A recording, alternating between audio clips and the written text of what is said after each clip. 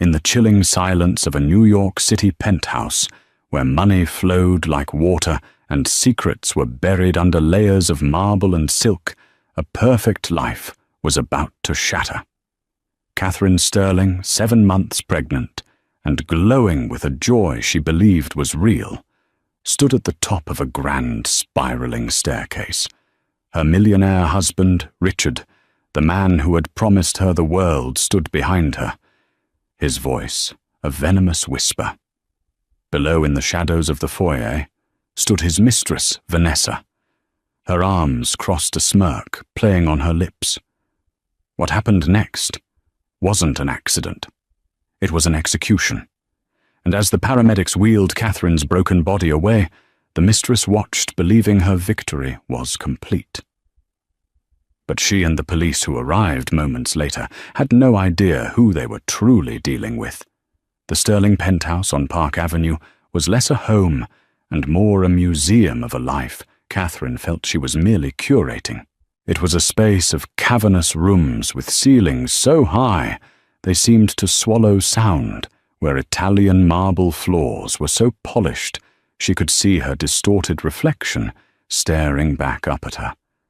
Every piece of furniture, every abstract painting, every crystal vase had been chosen not by her, but by Richard Sterling, the man she had married just under 2 years ago.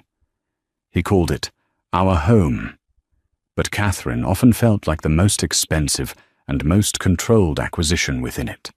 Richard was a titan of finance, a man whose picture often graced the pages of business magazines with headlines that spoke of his ruthless genius.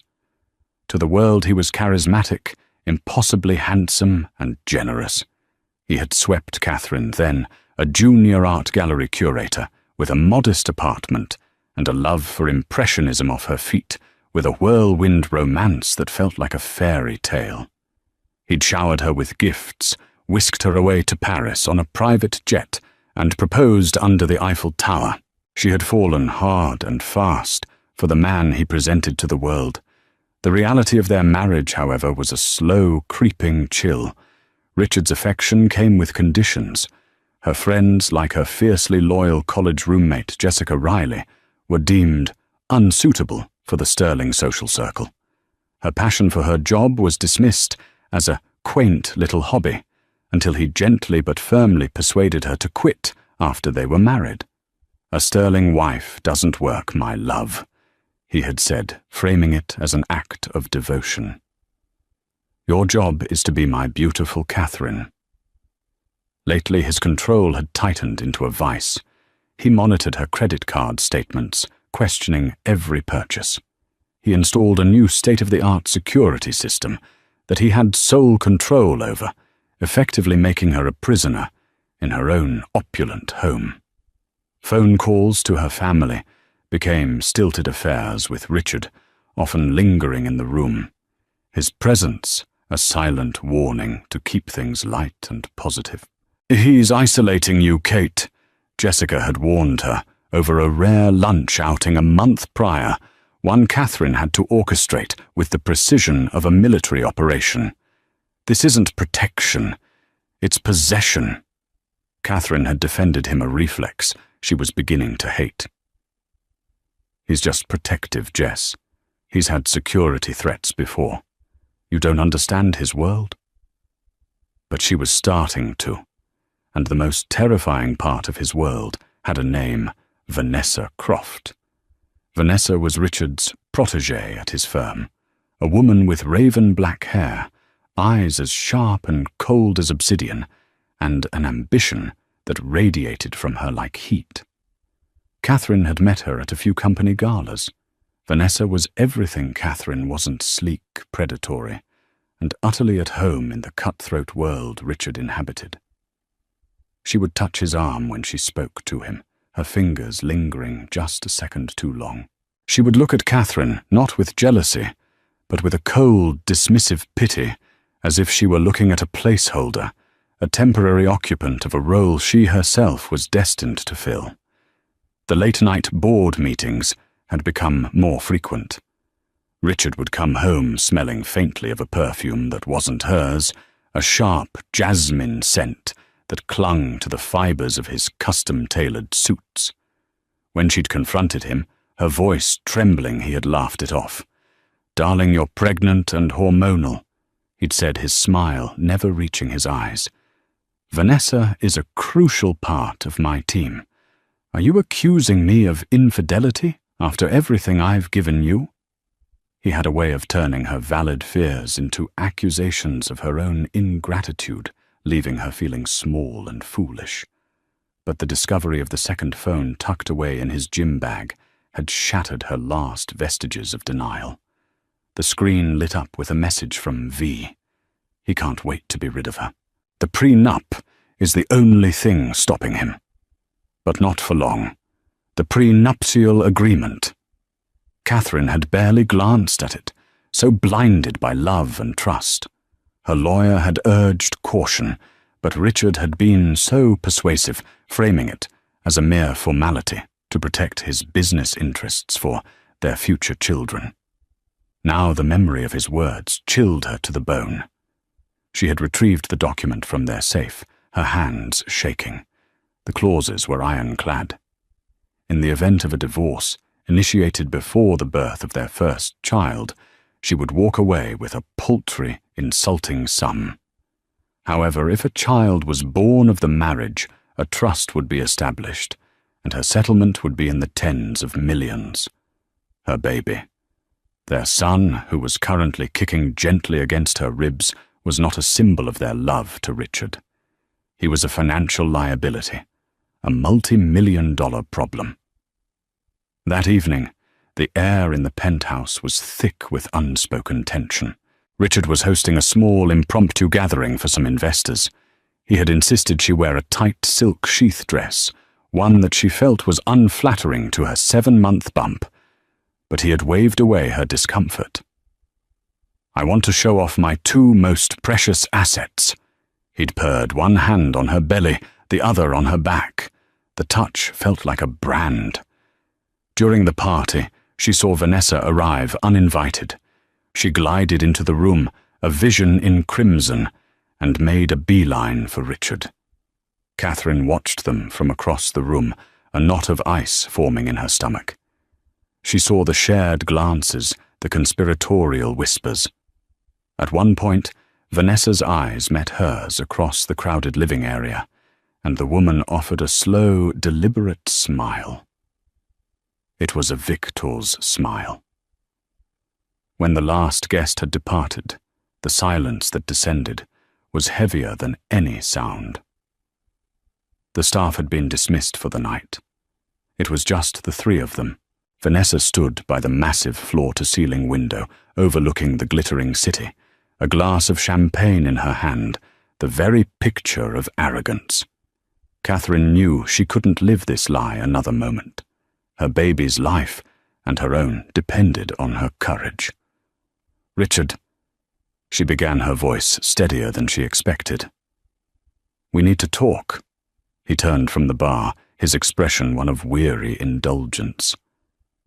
"Catherine, it's been a long night. I know about the phone, Richard. I know about Vanessa." The mask of the charming husband dropped, replaced by a cold, flat emptiness that terrified her. He didn't deny it. He didn't even try. He simply looked at her, as if she were a piece of furniture he was tired of. "So you've been snooping," he said, his voice dangerously low. "How disappointing. I want a divorce." Catherine said the words, tasting like ash in her mouth. She clutched her belly, a primal need to protect her son washing over her. Richard laughed, a harsh, ugly sound that echoed in the vast room. "A divorce? Don't be stupid, Catherine. You'll get nothing. You'll be back in your tiny apartment with nothing to show for your time as Mrs. Sterling. Read your prenup." "I have," she shot back, a spark of defiance flaring within her. "And I know that changes once our son is born." That was her mistake. The moment the words left her lips, she saw a flicker of something in his eyes. It wasn't anger. It was calculation. A dark, chilling clarity. He glanced over at Vanessa, who had been watching the entire exchange with detached amusement. Vanessa gave a slight, almost imperceptible nod. It was a confirmation. A green light. "You're right," Richard said, his voice suddenly soft, almost gentle, as he started walking towards her. "Things do change. We can't have that, can we?" He backed her towards the top of the grand staircase, the centerpiece of their magnificent cold home. The staircase was his pride and joy, a sweeping structure of polished mahogany and gleaming steel that spiraled down 3 floors. "Richard, what are you doing?" she whispered, her heart hammering against her ribs. She took a step back, her heel catching the edge of the top step. He was in front of her now, his face a mask of cold resolve. "Just fixing a problem, my love," he said. He placed his hands on her shoulders, his grip like iron. She looked past him, her eyes locking with Vanessa's in the foyer below. The smirk was gone, replaced by an expression of eager, hungry anticipation. Vanessa raised her champagne flute in a silent, mocking toast. In that horrifying, crystal-clear moment, Catherine understood everything. This wasn't just about a divorce. This wasn't just about money. This was an eradication. "Please," she begged, tears streaming down her face. "Please not the baby." Richard's smile was the last thing she saw. He was the whole point, Catherine. And then he pushed. The world became a nauseating, terrifying blur of motion. For a split second, there was weightlessness, a horrifying void where the solid floor had been. Then gravity took hold, with brutal force. Catherine's shriek was swallowed by the cavernous space as her body tumbled down the mercilessly hard mahogany steps. Each impact was a starburst of agony. Her head struck a baluster, the crack sickeningly loud in the silent penthouse. Her shoulder slammed into a step, her arm twisting at an unnatural angle. Her last conscious thought was a desperate silent prayer for her son, as a final crushing impact against the marble floor below stole her breath and plunged her into an abyss of blackness. Down in the foyer, Vanessa Croft didn't flinch. She took a slow, deliberate sip of her champagne, her dark eyes fixed on the crumpled form at the bottom of the stairs. The sight of Catherine's still body, a halo of dark hair spread out on the white marble, didn't evoke an ounce of pity. It was the satisfying conclusion to a well-executed plan. This was her prize. The man, the fortune, the life. She had won. Above, Richard Sterling stood at the top of the stairs, his breathing slightly ragged, not from exertion, but from the adrenaline of a predator that had just made a kill. He looked down, his expression unreadable. He ran a hand through his perfectly coiffed hair, his mind already shifting from the act itself to the performance that must now begin. He smoothed his jacket, composed his face into a mask of shock and horror, and then let out a gut-wrenching cry. "Catherine!" His shout was a masterpiece of fabricated despair. He thundered down the stairs, carefully sidestepping his wife's body, and discovered her. He dropped to his knees beside her, his movements theatrical. "Oh my God, no, Kate. Baby, can you hear me?" He touched her cheek, recoiling as if her skin were on fire. He looked up at Vanessa, his eyes wide with feigned panic. "Call 911 now." Vanessa, playing her part, fumbled for her phone with hands that were perfectly steady. Her voice when she spoke to the dispatcher was a pitch-perfect imitation of a frantic witness. "Yes, my friend." She fell. "She's pregnant." "Oh God, there's so much. Please hurry. We're at 740 Park Avenue, the penthouse." While she was on the phone, Richard began the second phase of his plan, contaminating the scene under the guise of rendering aid. He gently cradled Catherine's head, his fingers subtly wiping away any potential trace evidence he might have left on her shoulders. He pulled her dress down, adjusting it to seem more like a tragic, awkward fall, rather than a violent push. Every touch was calculated, every movement designed to obscure the truth. The wail of sirens grew from a distant cry to an overwhelming roar that filled the opulent street below. Within minutes, the penthouse, usually a sanctuary of quiet wealth, was swarming with the urgent, chaotic energy of paramedics and police officers. The paramedics descended on Catherine's still form, their movements efficient and professional.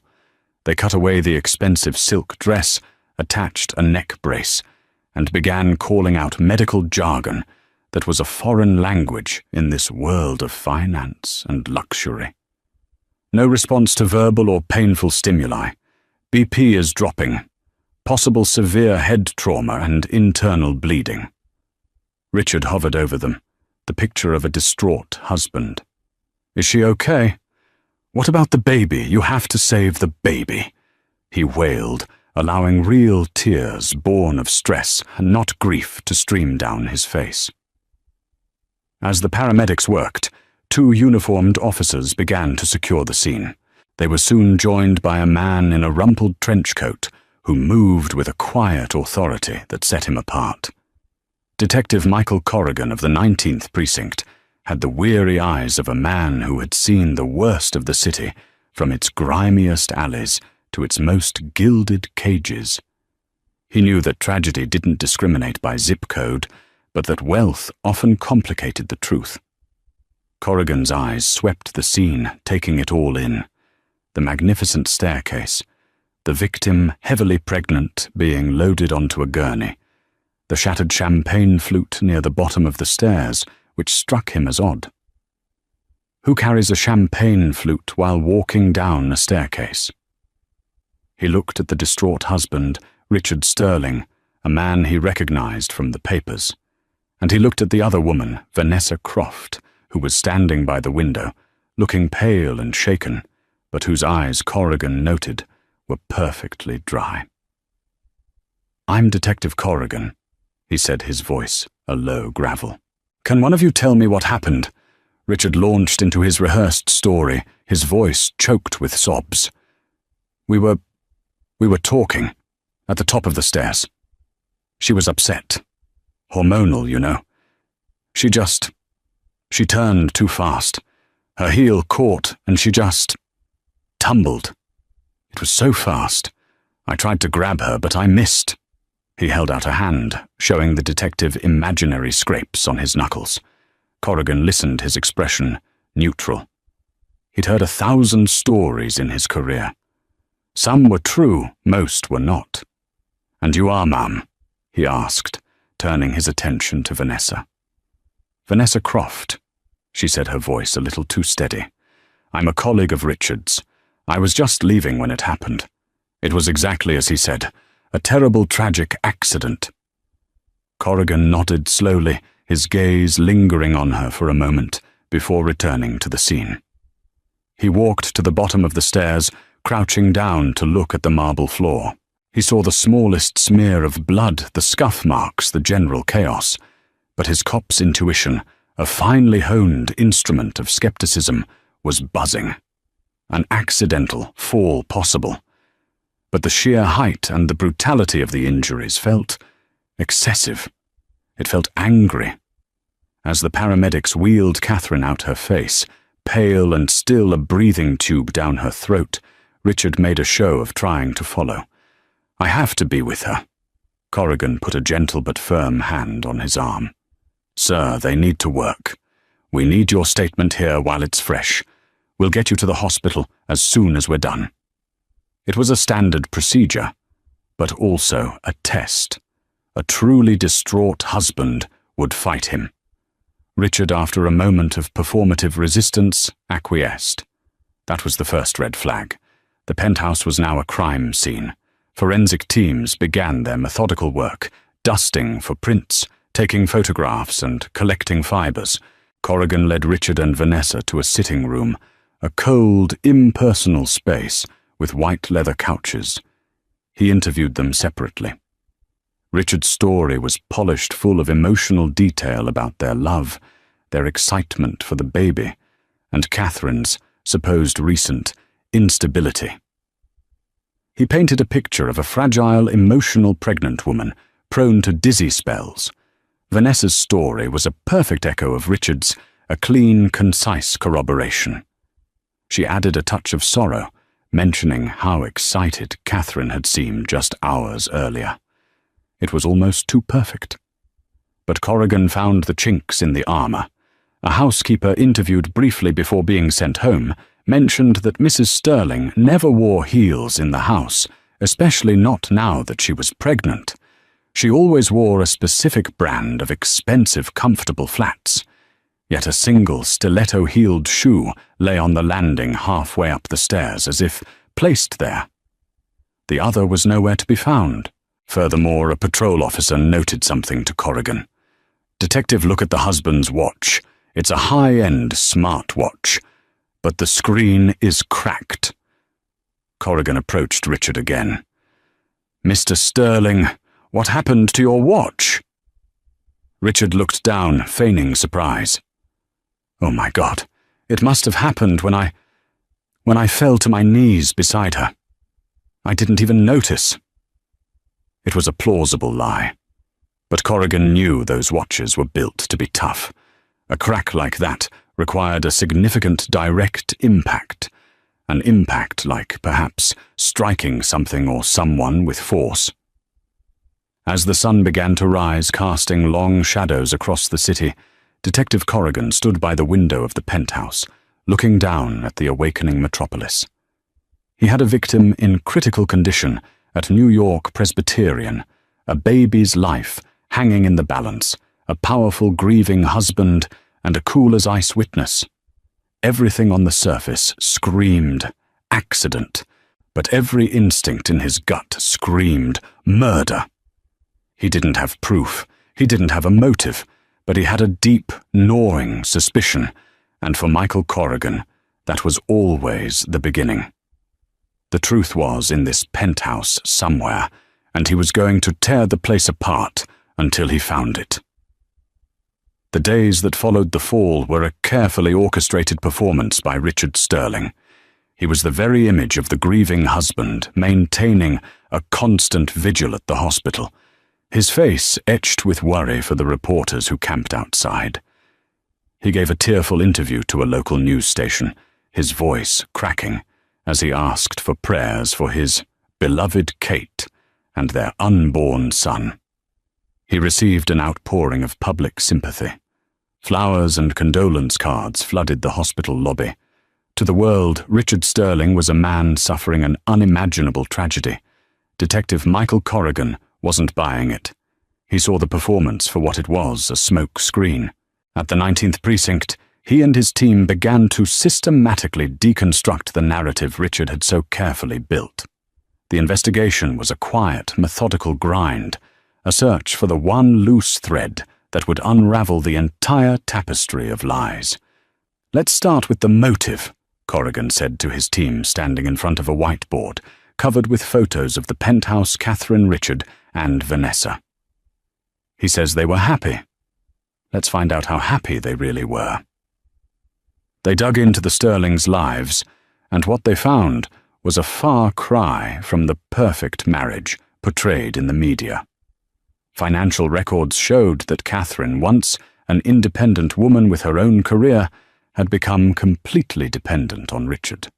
Her personal bank account had been closed, and she was given a credit card with a strict limit, every charge of which was emailed directly to Richard's personal account. It wasn't the behavior of a trusting husband. It was the behavior of a controller. Then they spoke to Jessica Riley. Catherine's best friend arrived at the precinct, her eyes red-rimmed and blazing with a fury that Corrigan found refreshing after Richard's crocodile tears. "Accident, that's garbage." She spat, her voice trembling with rage. Richard was a monster, a possessive, manipulative sociopath who had Kate trapped in that glass tower he calls a home. She was terrified of him. She called me 2 weeks ago from a burner phone she kept hidden in a shoebox. This was the break Corrigan had been looking for. A burner phone. Yes, Jessica said, pulling a slip of paper from her purse. She gave me the number just in case. She said he tracked her real phone, read her texts, listened to her calls. She was planning to leave him. She was just waiting until the baby was born. She knew the prenup was a trap. Jessica's testimony blew the case wide open. It provided the one thing Corrigan had been missing, a clear and powerful motive. The prenuptial agreement was pulled and examined by the DA's office. It was exactly as Jessica described.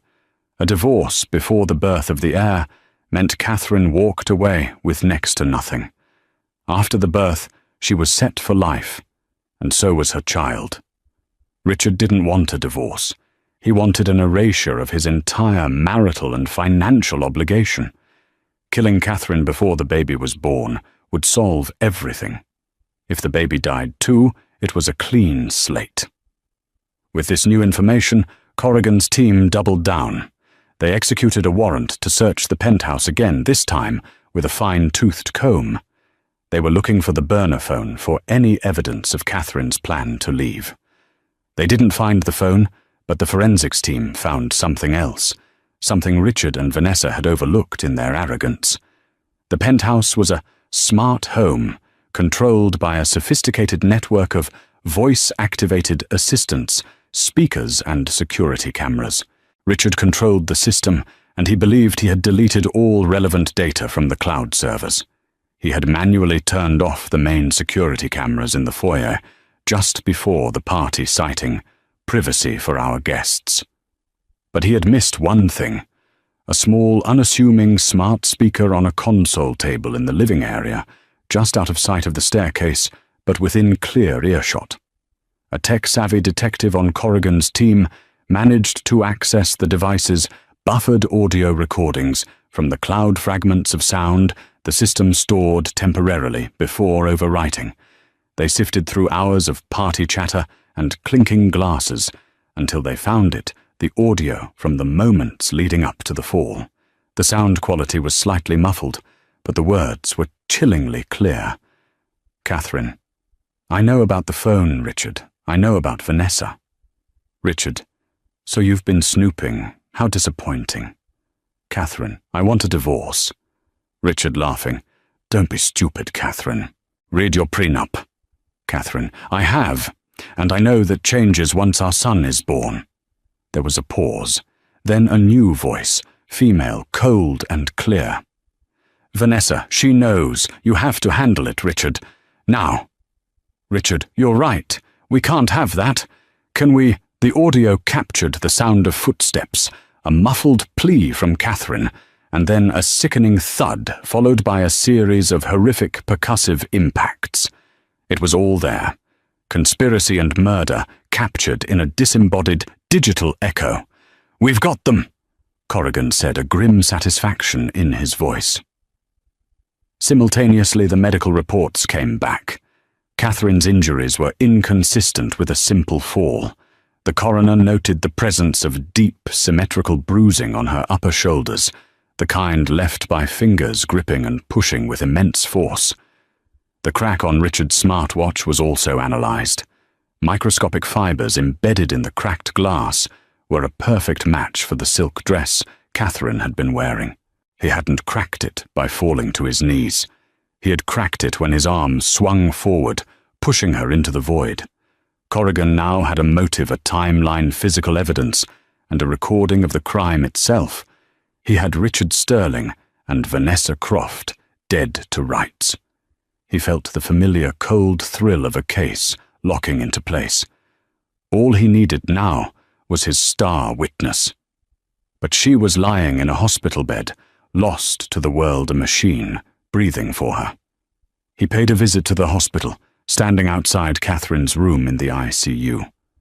He watched through the glass as Richard sat by her bedside, holding her hand, his face a perfect mask of grief for the nurses to see.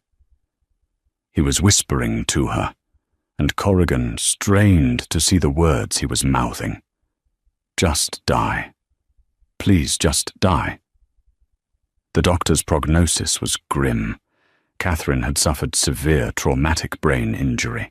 If she ever woke up, she would likely have significant memory loss, if she could function at all. The baby, however, was a fighter. He was still viable, his heartbeat strong, monitored constantly by the neonatal team. He was a ticking clock. As long as that baby was alive and unborn, Richard's problem wasn't solved. Corrigan knew he had enough to arrest them. The DA was confident. But a jury could be swayed by a high-priced defense attorney who could paint the audio as ambiguous and the evidence as circumstantial. The one thing that would make the case airtight, the one thing that would guarantee a conviction, was for Catherine Sterling to wake up and point her finger at the man holding her hand.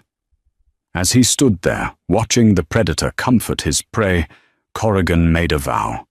He would get justice for her, whether she woke up or not.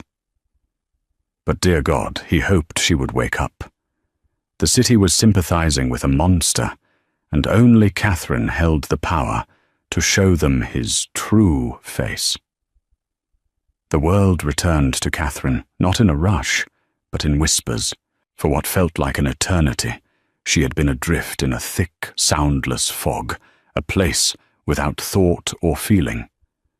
Then slowly sensations began to bleed through the grey. The rhythmic, metronomic beep of a machine, the sterile scent of antiseptic, the scratch of a tube in her throat, the dull, throbbing ache that seemed to emanate from every bone in her body. Sounds resolved into voices, distant and muffled at first, like voices heard from underwater. A kind female voice explaining medical terms she couldn't grasp. A deeper male voice offering a grim prognosis. But it was another voice, a familiar voice, that finally sliced through the fog and pulled her towards the surface. It was Richard's. "Oh, no change, Doctor.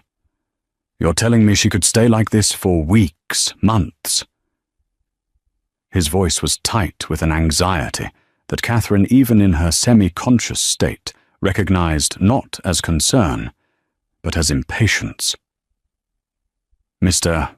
Sterling, your wife, has suffered a massive trauma," the doctor's voice replied, tinged with professional sympathy. "We need to be realistic. The best we can do is wait and hope." Wait and hope. The words echoed in the emerging clarity of Catherine's mind. She fought to open her eyes, but her lids felt as if they were sealed with lead. She tried to move a finger to make any sign that she was there, that she could hear them. But her body was a useless prison. Panic, cold and sharp, began to rise within her. Days bled into one another in a haze of pain and frustrating paralysis. She learned to distinguish the nurses' shifts by their voices and the feel of their hands. She felt the cold gel on her stomach for the ultrasound, her heart soaring when she heard the strong, steady thump, thump, thump of her son's heartbeat. He was alive. The thought was a lifeline, a reason to fight her way out of the darkness. She also learned to recognize the change in the room's atmosphere when Richard arrived. The nurses would become more deferential, their voices softer. Richard would play his part, his voice full of feigned love and sorrow. "I'm right here, Kate. I'm not leaving you." But his touch was cold. His hand resting on hers felt heavy and dead. The turning point came one late afternoon. She had been drifting half aware when the door to her private room opened. She expected a nurse, but the scent that entered the room was sharp and familiar. Jasmine. Vanessa. "Any change?" Vanessa's voice was a low, clipped whisper. "Nothing," Richard replied, his voice a tired sigh. "She just lies there. And the damned baby is still fine, according to the doctors. It's like he's thriving in there." "This is taking too long, Richard," Vanessa said, her voice sharp with impatience. "The police are still sniffing around. That Detective Corrigan called my office again today, asking more questions." They're looking at the financials. They're looking at our phone records. Let them look, Richard snapped. There's nothing to find. We were careful. Were we? What if she wakes up? What if she remembers? There was a long silence. Catherine strained with every fibre of her being, forcing her mind to focus to absorb every word.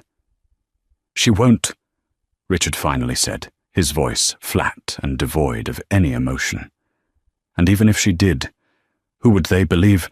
A confused, brain-damaged woman or the loving husband who has been by her side every single day? I've laid the groundwork, Vanessa. The world sees a tragedy. Her instability, her dizzy spells. It's my word against a ghost's. He paused, and when he spoke again, his voice was a venomous hiss that made Catherine's blood run cold. But this needs to end. If she doesn't expire on her own soon, we may need to consider a more permanent solution. The doctors are talking about compassionate care, about difficult decisions. It would be so easy to be the grieving husband who has to let her go. A wave of pure, undiluted terror washed over Catherine, so powerful it was like a physical blow. They were talking about murdering her. Here in her hospital bed, they were waiting for her to die, and if she didn't, they would finish the job. But alongside the terror, something else ignited within her, a core of rage as hot and bright as a furnace. They had tried to kill her. They had tried to kill her son, and they were going to get away with it, hiding behind a wall of money and lies. No. The word was a silent scream in her mind. You will not win. That rage gave her strength. It was a potent fuel burning away the last of the fog. With a monumental effort that took every ounce of her will, she forced her eyelids to flutter. The light was a searing pain, and she squeezed them shut again. She tried again, slower this time. The sterile white ceiling of the hospital room swam into focus. She heard a sharp intake of breath. Her eyes, a nurse's voice said, full of excitement. She's opening her eyes, doctor. Get the doctor. The room was suddenly filled with activity. She felt hands on her, a light shining in her pupils. The doctor's face appeared above hers, kind and smiling. Catherine, can you hear me? Squeeze my hand if you can hear me. She felt his hand in hers, and she squeezed a weak, feeble movement that felt like lifting a mountain. A wave of relieved chatter went through the room. Richard pushed his way to her bedside, his face a mask of astonished joy. Kate, oh my God, you're back! You're back with me! He reached for her, but as he came into her line of sight, the memory of his face at the top of the stairs, the cold resolve, the cruel smile flashed in her mind with perfect, horrifying clarity. She remembered the push. She remembered everything. The terror returned, and with it, a primal, instinctual cunning. If he knew she remembered she was dead, her son was dead, he would find a way to silence her. An overdose of morphine, a pillow over her face in the dead of night. He had said it himself, it would be her word against his. She had one chance, one weapon. The doctor was speaking to her again. Catherine, do you know where you are? Do you know what happened? She looked at Richard's hopeful, terrified face. She looked at the doctor. She let her eyes glaze over with a look of utter heartbreaking confusion. She opened her mouth, the tube gone now, her throat raw. Her voice was a dry, raspy whisper. Who are you? She asked, her gaze sweeping over Richard, as if he were a complete stranger. Where am I? I don't remember anything. She saw the flicker of relief in Richard's eyes so quick that anyone else would have missed it. It was quickly replaced by a performance of profound sadness.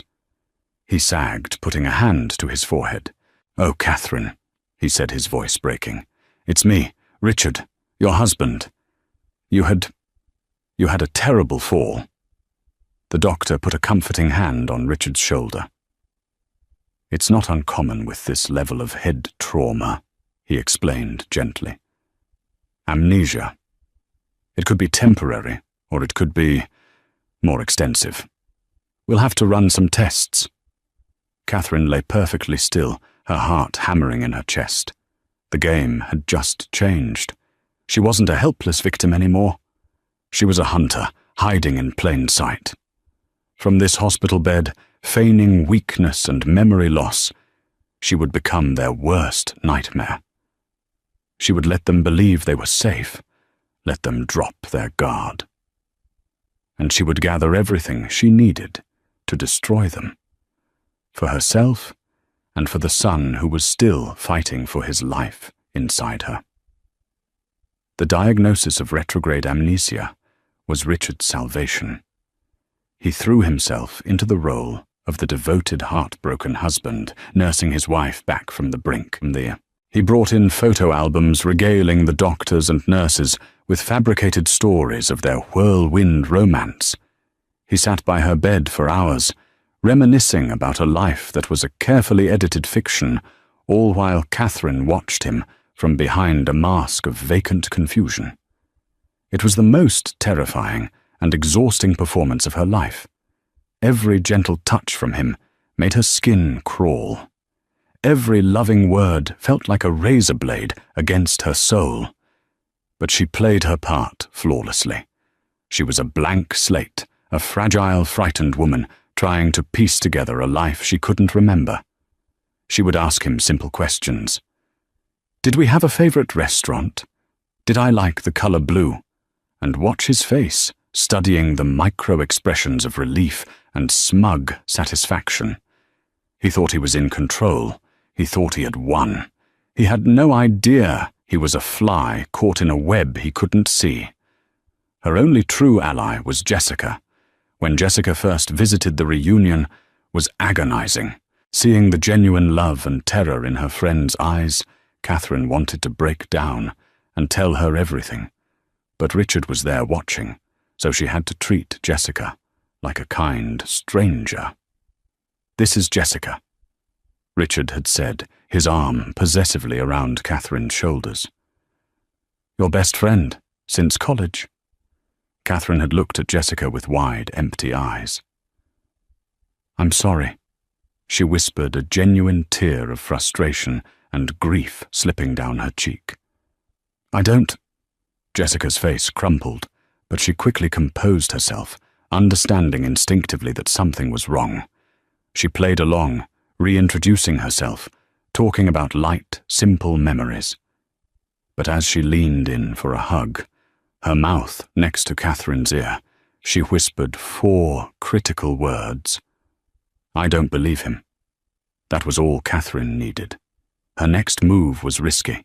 During a medical examination when Richard was forced to wait outside, Catherine scribbled a frantic, shaky note on a piece of paper from the lunch tray and slipped it into the pocket of a friendly young nurse named Maria, who Richard often dismissed with arrogant disdain. The note was simple. "Give this to Jessica Riley. Tell no one." The note read, "I remember everything. He pushed me. Amnesia is a lie to stay alive. Need help. Get word to Detective Corrigan." The next day, Jessica returned her demeanor outwardly, the same, but with a new intensity in her eyes. While Richard was on a business call in the hallway, Jessica helped Catherine adjust her pillows. As she did, she slipped a tiny object into Catherine's hand, a burner phone, no bigger than a credit card, and a slip of paper with a number on it. "Corrigan's direct line," she breathed. "The nurse Maria is a friend of my cousin. She's on our side. She'll cover for you during her shifts." A lifeline. That night, with Maria standing guard at the door, Catherine made the call. Her voice was a low, urgent whisper as she told Detective Corrigan everything. To push the conversation she overheard between Richard and Vanessa, and her current deception. On the other end of the line, Corrigan listened, a cold fury building inside him. He had the audio, the forensics, the motive. But this was the final devastating piece, a living witness. "Okay, Catherine," he said, his voice steady and reassuring. "You are doing something incredibly brave, but you need to stay safe. Do not let them suspect for a second. We're coming for them. But I want to nail them to the wall so they never see the light of day again.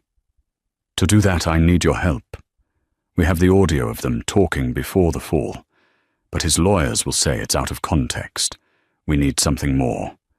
Something that shows clear intent. Something recent." Catherine's mind raced. "His laptop," she whispered. "He brings it here every day. He thinks I'm practically a vegetable. He works for hours. All his business, his entire life is on that laptop. And on his phone.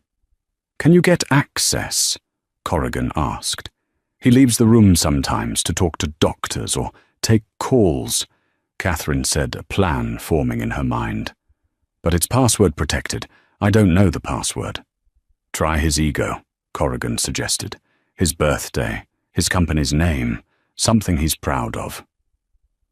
The next afternoon, the opportunity came. Richard was in the room typing furiously on his sleek silver laptop. A specialist came in to discuss Catherine's physical therapy schedule, and Richard stepped out into the hall, leaving the laptop open on the bedside table. Catherine's heart pounded. This was it. Her hands trembled as she reached for the machine. The screen was locked, demanding a password. She took a deep breath and thought like Richard. What was the most important thing in the world to him? Himself. His legacy. She typed in the name of his first, highly successful hedge fund, a name he mentioned constantly in his reminiscing Sterling Alpha One. The screen unlocked. She was in. A wave of triumphant adrenaline surged through her. She didn't have much time. Following Corrigan's whispered instructions from the night before, she ignored the documents and emails. She was looking for one thing. She found the search history in his web browser. Her blood ran cold as she read the recent entries. How to override hospital life support systems. Potassium chloride dosage lethal. Does a will become void if a spouse is institutionalized? Best criminal defense attorneys, New York City. Countries with no extradition treaty with the US. It was a step-by-step guide to her murder and his escape. He wasn't just waiting for her to die. He was actively researching how to make it happen. Using the tiny burner phone, she quickly and quietly took pictures of the screen, her hands shaking so badly she had to take each one twice. She navigated to his cloud storage, a drive filled with encrypted folders. One, however, was labeled simply contingency. The password was the same. Inside was a single audio file. She clicked play, keeping the volume at a barely audible whisper. It was Vanessa's voice, recorded days after the fall. Getting sloppy, Richard. Leaving a search history like that. Delete everything. If she wakes up, or if the police find that we're finished. I've transferred the funds to the offshore account as we discussed. If this goes south, we disappear. But you better be sure you handle your wife first. He was recording her. The sociopath was keeping an insurance policy against his own partner. Catherine quickly emailed the audio file and the photos to a secure address Corrigan had given her. Just as she hit send and closed the laptop, she heard Richard's footsteps approaching. She dropped the phone under her blankets and slumped back against the pillows, her eyes vacant, her breathing shallow, just as he walked back into the room. He glanced at the laptop, then at her. For a terrifying second, she thought he knew. His eyes narrowed, searching her face for any sign of deception. But he saw only the weak, memory-wiped victim he had created. His expression softened into his familiar, condescending smile. "Tired, my love?" he asked, closing the laptop. "Just rest. Everything is going to be taken care of very soon." "Yes," Catherine thought as she closed her eyes, a silent, grim promise to her unborn son. It certainly is. Detective Corrigan felt a surge of cold, righteous fury as he looked at the evidence Catherine had sent him.